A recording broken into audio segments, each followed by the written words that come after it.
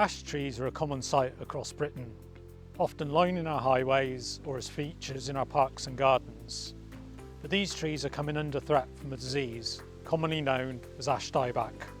The fungus that causes the disease is called Hymenopsyphus fraxinea. It was first recorded in the UK in 2012. The fungi develops on dead leaves, producing spores that rapidly spread in the air. It develops particularly well on dead leaves in the leaf litter over winter, which then infect the new growth in spring and summer. Ash dieback can kill young trees in less than a year and mature trees in 3 to 5 years. And although not always fatal, it can leave the trees vulnerable to further infections from other pathogens and diseases such as honey fungus. The easiest way to tell if an ash tree is infected is to look at the leaf cover.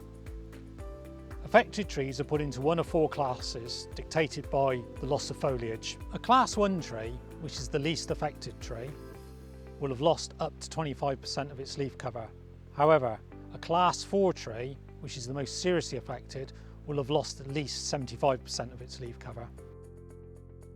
Whilst there is currently no cure or preventative measure for ash dieback, steps can be taken to minimise the risk to you, your property and others, something that you as a tree owner may have a duty to do.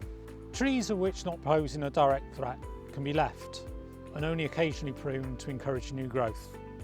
However, in more extreme cases, where a tree of Class 2 or higher overhangs a property or a highway, a whole tree may need to be removed.